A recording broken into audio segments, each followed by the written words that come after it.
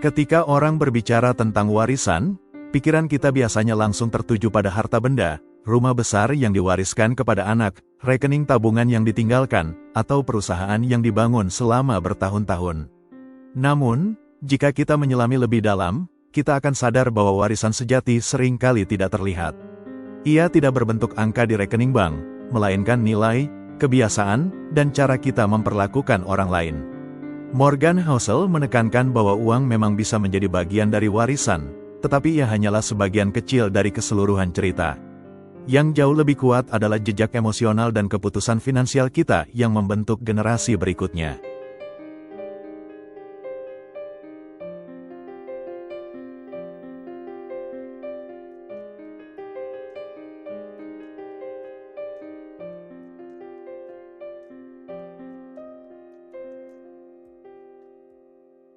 Mari kita bayangkan dua keluarga. Keluarga pertama mewariskan tanah luas, saham, dan bisnis mapan. Pada pandangan luar, banyak orang menilai keluarga ini beruntung. Harta melimpah, rumah besar, kendaraan mewah, bahkan nama yang disegani di masyarakat. Tetapi di balik pintu rumah itu, terdapat sebuah drama panjang yang tidak terlihat mata orang luar. Anak-anak tumbuh besar dengan keyakinan bahwa kebahagiaan hanya bisa dibeli dengan materi. Mereka jarang belajar arti kerja keras, karena segala sesuatu sudah tersedia.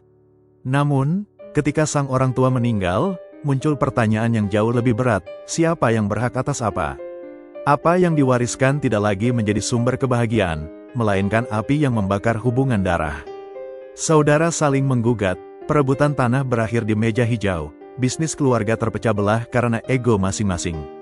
Hubungan yang dulunya diikat oleh momen kebersamaan kini tercerai-berai hanya karena uang.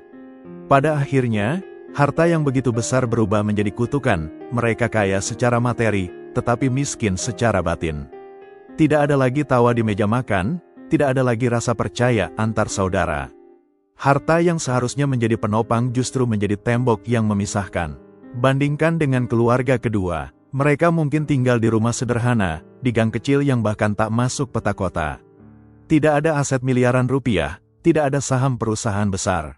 Namun, dari kecil anak-anak diajarkan arti menabung, bagaimana menghargai setiap rupiah, bagaimana bekerja keras tanpa mengeluh, dan yang paling penting, bagaimana mensyukuri apa yang dimiliki. Mereka belajar bahwa sebuah nasi bungkus bisa menjadi nikmat ketika dimakan bersama. Mereka diajari bahwa hutang bukanlah sesuatu yang bisa dianggap remeh, dan bahwa ketenangan hidup lebih berharga daripada gengsi. Saat anak-anak ini dewasa, warisan yang mereka bawa bukanlah emas atau berlian, melainkan kebiasaan hidup hemat, kecerdasan finansial sederhana, dan karakter yang kokoh. Mereka mungkin tidak langsung kaya raya, tetapi mereka jarang terjerat utang konsumtif, mampu bertahan dalam masa krisis, dan memiliki hubungan keluarga yang hangat. Ketika kelak mereka mendapatkan uang lebih, mereka tahu bagaimana mengelolanya dengan bijak. Nilai-nilai itu menjadi modal yang lebih berharga dari sekadar angka di rekening bank. Inilah ironi kehidupan, warisan yang kasat mata seringkali lebih rapuh daripada warisan yang tak terlihat. Rumah mewah bisa roboh, tanah bisa habis terjual, saham bisa jatuh nilainya. Namun, karakter, kebiasaan, dan nilai hidup yang diwariskan tidak akan lekang oleh waktu. Mungkin inilah yang jarang disadari. Banyak keluarga sibuk menumpuk harta untuk anak cucunya, tetapi lupa menanamkan kebijaksanaan bagaimana menggunakan harta itu. Banyak orang mati-matian bekerja demi meninggalkan sesuatu yang besar, tapi lupa meninggalkan sesuatu yang benar. Uang memang bisa bertahan lama, tapi nilai dan kebijaksanaan bisa bertahan lintas generasi. Dan seringkali, warisan yang paling berharga justru tidak pernah tercatat dalam akta, tidak bisa diwariskan lewat surat notaris, dan tidak bisa ditukar di bank. Ia hidup dalam ingatan, kebiasaan, dan cara anak-anak menghadapi hidup. Sejarah penuh dengan contoh betapa cepatnya kekayaan bisa hilang. Uang, tanah, perusahaan, bahkan istana megah, semuanya bisa runtuh dalam hitungan dekade, kadang hanya dalam sekejap krisis. Sebuah studi dari Williams Group Wealth Consultancy menemukan bahwa 70% keluarga kaya kehilangan seluruh kekayaannya pada generasi kedua, dan 90% kehilangan semuanya pada generasi ketiga. Statistik ini bukan sekadar angka, ia adalah cermin dari pola hidup manusia. Kenapa begitu? Karena harta memang bisa diwariskan, tetapi mentalitas jarang ikut diturunkan. Bayangkan seorang ayah yang menghabiskan separuh hidupnya bekerja keras membangun usaha. Ia tahu rasanya bangun pukul 4 pagi, tahu bagaimana pedihnya ditolak puluhan kali, tahu bagaimana menahan lapar demi menghemat uang untuk bahan baku. Dari pengalaman itu tumbuhlah karakter, disiplin, sabar, tahan banting, dan hemat. Namun ketika kesuksesan datang, dan ia ingin memberi yang terbaik bagi anak-anaknya, seringkali justru disitulah awal masalah muncul. Sang anak tumbuh dalam kenyamanan, sekolah terbaik, rumah megah, liburan ke luar negeri. Ia tidak lagi merasakan pahit getir perjuangan yang dulu menempa orang tuanya. Akhirnya, ketika bisnis diwariskan, anak itu melihat usaha ayahnya hanya sebagai harta warisan, bukan sebagai sesuatu yang lahir dari keringat dan air mata. Apa yang lahir dari penderitaan biasanya dihargai lebih dalam, sementara apa yang lahir dari kenyamanan cenderung dianggap biasa saja. Sejarah memberi banyak contoh. Dinasti Kekaisaran Tiongkok. Banyak dinasti besar di Tiongkok kuno runtuh bukan karena kekuatan musuh semata, tetapi karena generasi penerus yang tumbuh dalam kemewahan, jauh dari realitas rakyat. Mereka kehilangan kedisiplinan dan sikap hemat yang dimiliki para pendiri dinasti. Hasilnya, kemewahan yang berlebihan, pengeluaran boros, dan akhirnya kerajaan runtuh. Keluarga bisnis di Barat. Ada banyak nama besar dalam sejarah industri Amerika dan Eropa yang dulunya menguasai pasar, tetapi kini hanya tersisa dalam buku sejarah. Anak cucu para pendiri sibuk bertengkar soal warisan, menjual saham, dan menghabiskan harta untuk gaya hidup mewah. Kisah Kekaisaran Ottoman. Generasi awal Ottoman dikenal sederhana, disiplin, dan gigih. Namun ketika kekaisaran mencapai puncak kejayaan, para penerus banyak yang terjebak dalam kehidupan istana, pesta, musik, hiburan, dan intrik politik. Dari situlah perlahan kejayaan itu memudar. Namun, ada satu hal menarik, nilai tidak pernah hilang. Jika harta bisa habis, nilai seperti disiplin, kerja keras, kesabaran, dan kebaikan justru bisa bertahan lintas generasi. Orang tua yang mengajarkan anaknya menghargai proses, bukan sekadar hasil, memberi warisan tak terlihat, yang jauh lebih berharga daripada sekadar rekening bank. Kita bisa melihatnya pada keluarga-keluarga sederhana. Mungkin mereka tidak meninggalkan harta melimpah, tapi mereka mewariskan nilai hidup, bagaimana menghormati orang lain, bagaimana jujur dalam berdagang, bagaimana bersyukur dalam kesempitan. Nilai ini justru membuat anak-anak mereka lebih tahan menghadapi badai hidup, lebih kokoh saat dunia berubah. Uang bisa habis, rumah bisa dijual, usaha bisa bangkrut, tapi mentalitas dan karakter adalah harta yang melekat dalam jiwa, yang tidak bisa dicuri, tidak bisa digadaikan, dan tidak bisa lenyap hanya karena krisis ekonomi. Dan disitulah letak paradoks kehidupan. Banyak orang tua ingin meninggalkan harta untuk anak-anaknya, padahal warisan terbaik justru adalah nilai hidup dan mentalitas yang mereka tanamkan sejak kecil. Maka, ketika kita bertanya, apa warisan terbaik yang bisa diberikan kepada generasi setelah kita? Jawabannya bukan hanya uang atau aset, tetapi cara berpikir tentang uang, kerja keras, dan hidup itu sendiri. Harta mungkin hanya bertahan 1 atau 2 generasi, tapi nilai dan karakter bisa bertahan ratusan tahun, membentuk identitas keluarga, bahkan bangsa. John D. Rockefeller, salah satu manusia terkaya yang pernah hidup, seringkali dianggap sebagai simbol dari kapitalisme Amerika. Namun, di balik kekayaannya yang luar biasa, ada sisi yang jarang dibicarakan, kedisiplinan kecil yang konsisten, bahkan pada hal-hal yang terlihat sepele. Sejak muda, Rockefeller terbiasa mencatat setiap pengeluaran, sekecil apapun nilainya. Ada kisah yang cukup terkenal, suatu hari ia membeli permen seharga beberapa sen saja, lalu segera menuliskannya di buku catatannya. Kebiasaan itu berlanjut sepanjang hidupnya. Bagi banyak orang, mencatat pengeluaran senilai beberapa sen terasa berlebihan, bahkan kikir. Namun bagi Rockefeller, hal itu bukan soal jumlahnya, melainkan soal prinsip, bahwa uang, sekecil apapun, harus diperlakukan dengan rasa hormat dan penuh kesadaran. Namun menariknya, ketika ia sudah berada di puncak kejayaan, ketika Standard Oil telah menjadikannya orang terkaya di dunia pada masanya, ia ditanya mengenai apa yang ia anggap sebagai warisan terbesar dalam hidup. Rockefeller bisa saja dengan mudah menyebutkan perusahaan raksasanya, kekayaan miliaran dolar yang ia tinggalkan, atau aset-aset tak ternilai yang dimiliki keluarganya. Tetapi jawabannya justru mengejutkan. Yang paling berharga bukanlah berapa banyak uang yang saya kumpulkan, tetapi berapa banyak nilai hidup yang bisa saya wariskan kepada anak-anak saya. Inilah titik refleksi yang penting. Rockefeller menyadari bahwa uang bisa habis, perusahaan bisa runtuh, investasi bisa gagal. Tetapi nilai hidup, tentang disiplin, kerja keras, pendidikan, dan rasa tanggung jawab terhadap masyarakat itulah yang dapat bertahan lintas generasi. Faktanya, warisan inilah yang membuat nama Rockefeller tetap harum hingga kini, bukan semata karena kekayaannya, melainkan karena legasi filantropi yang ia tinggalkan. Yayasan Rockefeller, yang ia dirikan bersama keluarganya, hingga sekarang masih berkontribusi besar dalam penelitian kesehatan, pendidikan, hingga pembangunan sosial di berbagai belahan dunia. Dari vaksin malaria hingga riset tentang penyakit kuning, jejak kebaikan Rockefeller tetap nyata meskipun kekayaannya sudah lama tersebar dan tidak lagi relevan dalam ukuran materi murni. Bayangkan jika Rockefeller hanya meninggalkan uang tanpa nilai. Besar kemungkinan kekayaan itu akan habis dalam beberapa generasi, terkuras oleh gaya hidup mewah, perselisihan keluarga, atau manajemen yang buruk. Tetapi karena ia menanamkan nilai hidup sebagai fondasi, warisannya bertahan melampaui zamannya. Dari kisah ini, kita bisa belajar satu hal mendalam, warisan sejati adalah nilai yang lebih tahan lama daripada uang itu sendiri. Uang adalah angka, bisa naik dan turun. Tetapi nilai adalah cerita, prinsip, dan teladan yang menghidupi generasi berikutnya. Itulah yang membuat Rockefeller, dan orang-orang yang memahami makna sejati warisan, diingat bukan hanya sebagai orang kaya, tetapi sebagai orang bijaksana. Banyak orang tanpa sadar meninggalkan warisan finansial dalam bentuk kebiasaan kecil. Nilai-nilai ini seringkali lahir dari keseharian yang tampak sepele, namun dampaknya bisa jauh lebih kuat daripada harta benda. Bayangkan seorang anak yang setiap malam melihat ibunya menyisihkan recehan di celengan ayam jago dari tanah liat.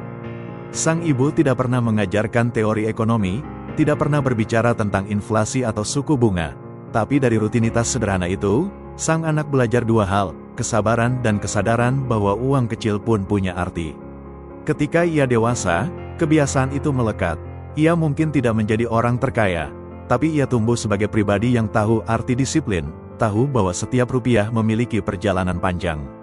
Atau seorang ayah yang menolak berhutang demi membeli barang mewah. Dari luar, mungkin orang lain menganggapnya keras kepala, bahkan ketinggalan zaman. Tetapi bagi anak-anaknya, sikap itu menjadi pelajaran hidup, bahwa status sosial tidak lebih penting daripada kestabilan finansial. Anak-anak itu tumbuh dengan pemahaman bahwa hidup bukan tentang terlihat kaya, tapi tentang merasa tenang. Dan ketenangan itu jauh lebih mahal daripada jam tangan berlapis emas atau mobil keluaran terbaru. Lalu ada seorang ibu yang selalu berbagi meski hanya punya sedikit. Mungkin ia hanya bisa memberikan sekepal nasi kepada tetangga yang kesulitan, atau menyisihkan uang belanja untuk membantu saudara yang lebih miskin. Anak-anak yang menyaksikan itu tidak hanya belajar tentang uang, tetapi tentang makna kekayaan yang sejati.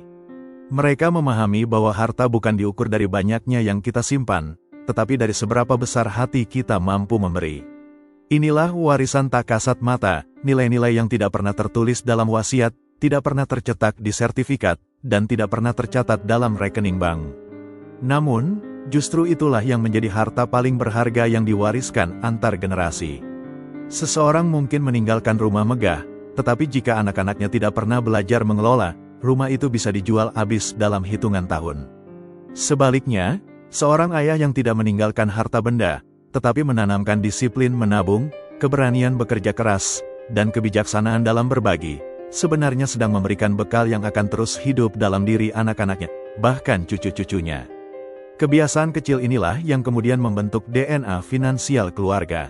Ia diturunkan, diulang, dimodifikasi, lalu diwariskan lagi. Dan tanpa disadari, kita semua adalah pewaris kebiasaan finansial orang tua kita. Pertanyaannya, kebiasaan seperti apa yang ingin kita wariskan? Cara praktis untuk mewariskan lebih dari sekadar uang.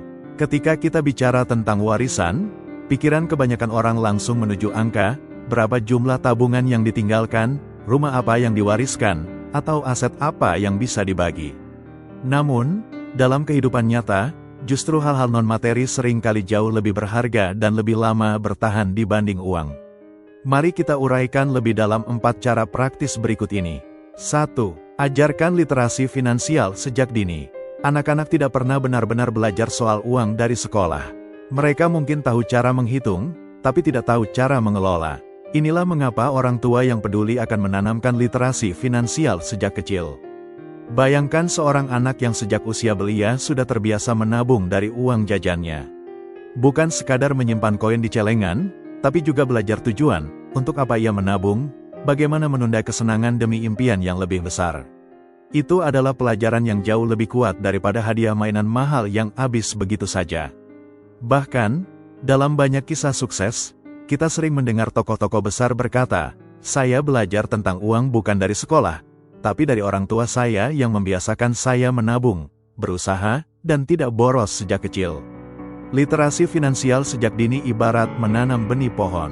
Butuh waktu bertahun-tahun hingga ia tumbuh besar, namun ketika sudah berakar kuat, anak-anak akan memiliki dasar kokoh untuk menghadapi dunia yang keras. 2. Tunjukkan dengan teladan, bukan ceramah. Anak-anak tidak hanya mendengarkan, mereka meniru. Jika orang tua berkata, "Hiduplah sederhana," tetapi setiap hari mereka melihat orang tuanya hidup boros, membeli barang mewah demi gengsi, anak-anak akan lebih mempercayai apa yang mereka lihat, bukan apa yang mereka dengar. Inilah mengapa warisan terbesar adalah teladan. Jika kita ingin anak mengerti pentingnya bekerja keras, maka biarkan mereka melihat bagaimana kita bangun pagi, berusaha dengan tekun, tidak menyerah saat gagal. Jika kita ingin mereka mengerti arti kesederhanaan, maka biarkan mereka melihat bahwa kita bisa bahagia tanpa harus mengukur hidup dengan harga barang. Teladan adalah bahasa yang tidak membutuhkan kata-kata. Ia berbicara lewat kebiasaan, sikap, dan pilihan sehari-hari. Dan warisan ini, seringkali, justru yang paling membekas di hati anak-anak hingga mereka dewasa. 3. Wariskan rasa tanggung jawab. Uang tanpa tanggung jawab ibarat bensin yang dituangkan ke api, akan habis terbakar dengan cepat. Namun, uang yang diwariskan bersama rasa tanggung jawab bisa menjadi bahan bakar untuk membangun kehidupan yang lebih baik. Tanggung jawab tidak bisa diwariskan lewat surat wasiat, ia hanya bisa ditanamkan lewat didikan dan pengalaman.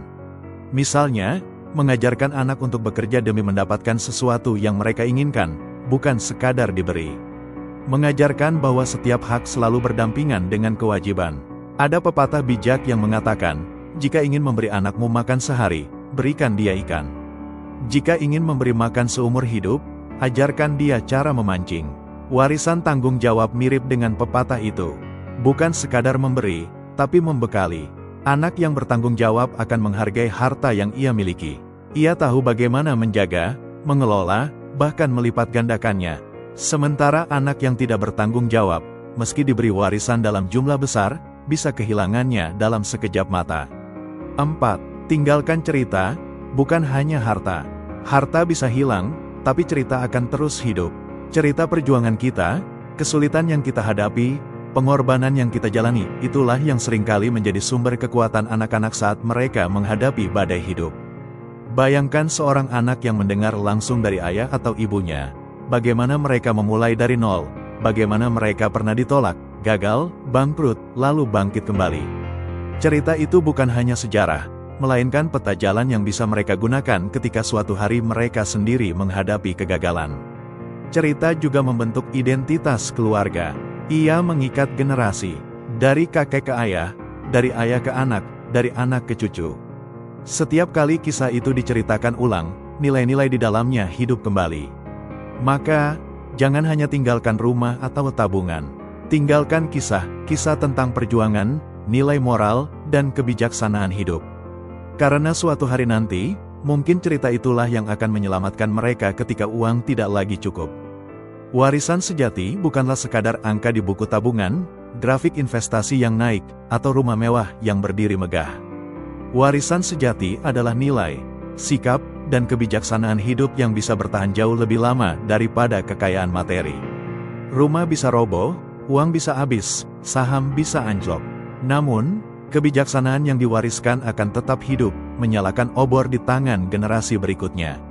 Morgan Housel ingin kita melihat bahwa setiap orang, tanpa terkecuali, sedang menulis warisan mereka setiap hari.